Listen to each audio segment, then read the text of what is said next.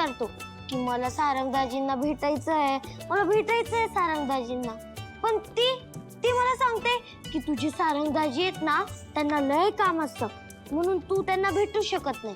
तुझी अक्की बरोबर बोलते, खरंच काम असतात मला. पण मी काल विचारलं होतं तिला तुम्ही येणार का म्हणून, मग ती म्हणाली तुम्ही नाही येणार आहे. मग आज अशी अचानक. तुझ्यासाठी आलोय मी. खरंच तुम्ही मला भेटायला आले? खोटं वाटतंय तुला? नाही नाही, मग तुमचं ते ऑफिसचं काम? अरे मित्राला भेटायचं म्हटल्यावर ते का ऑफिस वगैरे ते सोडलं मी. थँक्यू.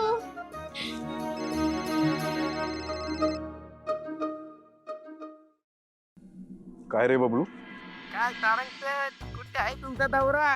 दौरा कुठे? सावलीकडे आलोय. मग त्या महत्वाच्या मीटिंगचं काय झालं? एवढ्या मोठ्या कंपनीचा सीईओ अर्धी मीटिंग सोडून जातो बायकोसाठी? हे काय आपल्याला पटलं नाही बाबा. बबल्या मूर्खा, तूच मला हा सल्ला दिला होतास ना, आता तूच मला सांगतोयस हे बरोबर नाही म्हणून.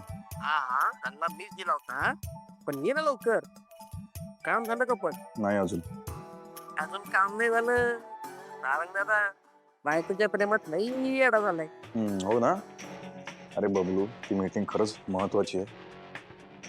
मला निघावं लागणार आहे, येतो मी लगेच. ये तिला तर मग मॅडम पण येणार आहेत. हा निघतोच आहे मी. निघू तर दे मला. ठेव फोन आता. चल.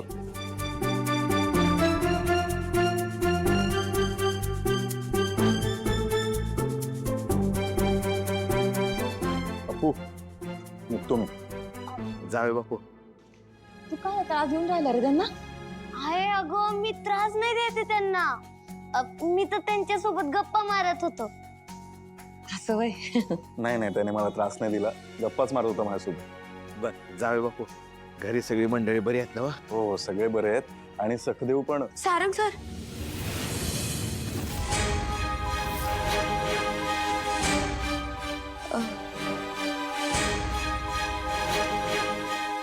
मला तुमच्याशी महत्वाचं बोलायचं आहे. बोल ना. इथे नाही बोलू शकत. चला ना बाहेर. इथे का नाही बोलू शकत?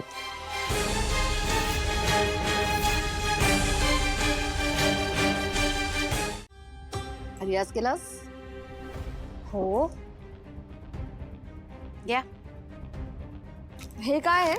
यात तुझं ब्राईट फ्युचर आहे. तुझी स्वप्न आहेत बघ.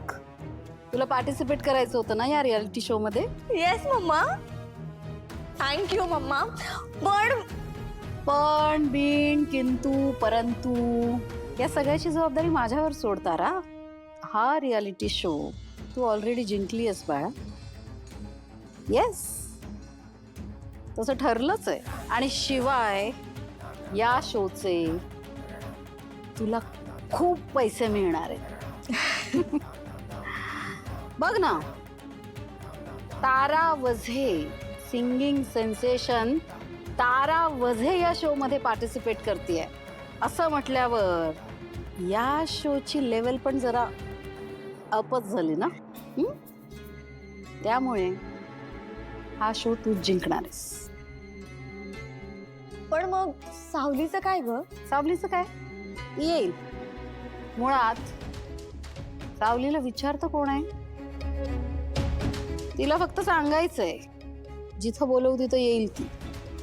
आणि या शो मध्ये पार्टिसिपेट सावली नाही करत आहे, तू करतेस. तुला जिंकायचंय हा शो. त्यामुळे आता तयारी जोरात. पण पुन्हा पण अगं काय काय चाललंय डोक्यात तुझ्या? एक डाऊट आहे. डाऊट? काय? त्या जगन्नाथजींचं काय?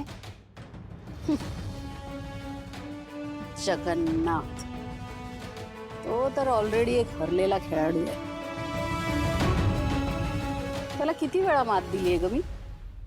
तोंडावर पडलाय तो इतक्या वेळा जितक्या वेळा त्याने या भैरवीला हरवण्याचा प्रयत्न केलाय ना, एकदाही माझ्या पुढे टिकू शकलेला नाही.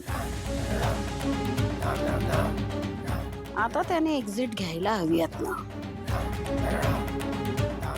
मी तर त्याला कधीच बोलले, माझ्याशी जिंकू शकत नाही तो. पण काय करणार, एखाद्याला सतत सतत हरायचीच सवय लागली असेल तर त्याला आपण तरी काय करणार. कारण या खेळात भैरवीच जिंकणार. ही तर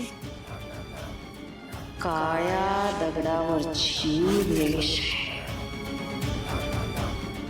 आणि ही रेष पुसणारा दुसरी पद्धत सुद्धा आम्हाला येते. गुस्सा काय को करणे का, मी कशासाठी आलोय. हा देवा पैशासाठी काहीही करू शकतो. अस्मिलाच काय, तिच्या बापाला, तिच्या आज्याला, तिच्या पंजाला सुद्धा शोधून आणू शकतो हा देवा. ते पण तुम्ही सांगितलेल्या वेळेच्या आत. हा फक्त काय तुला जास्ती पैसे हवे अस्मी प्रधानला शोधायला. हा काय सांगतोयस.